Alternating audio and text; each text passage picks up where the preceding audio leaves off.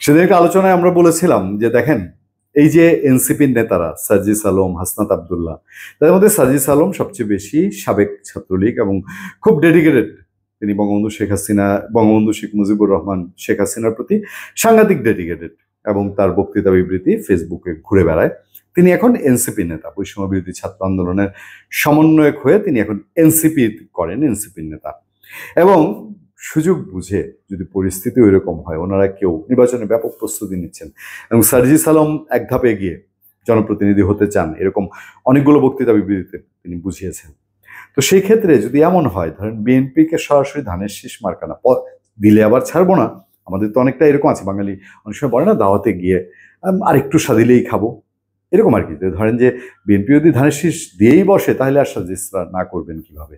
আর যদি সেটা নাও হয়, ডক্টর সাহেব লন্ডনে মিটিং করে এসছেন, তো সেই মিটিংয়ে যদি এরকম কিছু ইস্যু থেকে থাকে যে এই যা করে খড়কুটুক পেরিয়ে এবং আওয়ামী লীগ ছাত্রলীগ হয়ে তারা বৈষম্য বিরোধী হয়ে সামনে এমপি হয়ে যাবেন, দু চারটা পদ, ধরেন আগামী ইলেকশনে আওয়ামী লীগ মাঠে নাই, বিএনপির জয় জয়াকার, সেখানে দু চারটা সিট গেলে তো আর তার কিছু যায় আসে না। সেখানে কোনোভাবে সার্জিস বা তাদের মতো যারা আছেন তারা কি ঢুকে যেতে চান কিনা? কয়দিন আগেও ওনারা ছাত্র দলকে একেবারে পুরো সাইজ করে ফেলতে চেয়েছিলেন। ছাত্রলীগ গেছে যেই পথে, ছাত্রলীগ ছাত্র দলকেও সেই পথে পাঠানোর মতো স্লোগান দিয়েছিলেন। বলেছিলেন যে এক ফেসিবাদের মতো আরেক ফেসিবাদ তৈরি হচ্ছে কিনা, একটা দলের চাঁদাবাজি, হ্যান ত্যান। তো এখন দেখি তিনি আবার একটু সুর পাল্টেছেন, উল্টো সুর পাল্টেছেন, ভালো।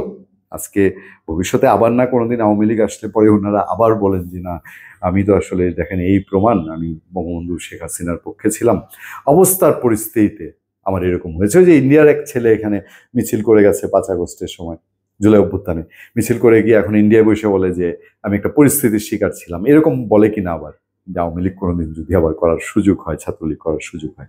খবরটা ইন্টারেস্টিং এই কারণে যে তারেক রহমানের বক্তব্যের সঙ্গে একমত জানিয়ে যা বললেন সার্জিস, কি বললেন? শেখ মুজিবুর রহমানের মতো তার মেয়ে শেখ হাসিনাও একই পথ ধরে তাদের প্রকৃত দর্শন একদলীয় ব্যবস্থার পুনঃপ্রবর্তন করেছিল জানিয়ে বিএনপির ভারপ্রাপ্ত চেয়ারম্যান তারেক রহমান বলেছেন, নানা কালাকানুন প্রণয়ন করে সাংবাদিক ও সংবাদপত্রের উপর অব্যাহত জুলুম চালিয়েছে তারা। মেনে নিলাম। আচ্ছা, সামাজিক যোগাযোগ মাধ্যম ফেসবুকে নিজের ভেরিফাইড পেজ থেকে দেওয়া পোস্টে তিনি এসব কথা লিখেন। ওই পোস্টে নেটিজেনদের পাশাপাশি মন্তব্য করেছেন এনসিপির উত্তরাঞ্চলের মুখ্য সমন্বয়ক সার্জিস আলম।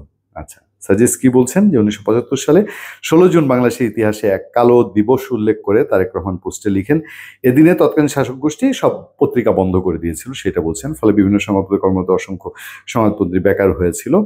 তো সেই ঘটনাটায় সার্জিস তারেক রহমানের সঙ্গে একই মত দিয়েছেন। মানে তারেক রহমান এর মধ্যে অসংখ্য বক্তৃতা দিয়েছেন, অসংখ্য বিভিন্ন বিষয়ে বক্তৃতা দিয়েছেন। ইভেন সরকারেরও মানে ভাবসাব মতিগতি সম্পর্কে ইলেকশন নিয়ে তিনি ইঙ্গিতময় বক্তৃতা দিয়েছেন। তিনি বাংলাদেশের আগামী দর্শন কি হবে সেগুলো বলেছেন। কোনোটাতে সার্জিস আলমকে ঠিক একমত হতে আমরা দেখিনি।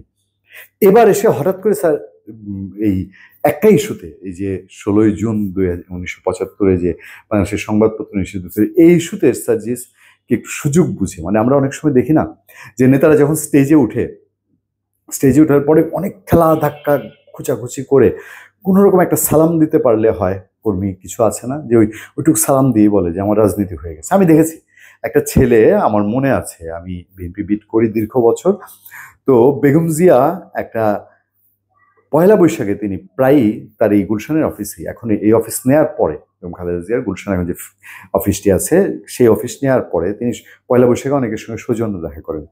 তো নিচতলায় একটা ফাঁকে একটা ছেলে, আমরা তো মাঠে ময়দানে খুব দেখি, কিন্তু তার কোনো পদ পদবি নেই, সে গিয়ে কোনোভাবে গিয়ে বেগম জিয়াকে একটা সালাম করে আসলো। সালাম করে এসে বললো, আমার রাজনীতি হয়ে গেছে ম্যাডাম, সালামটা করতে পারছি আর ছবিটা তুলতে পারছি।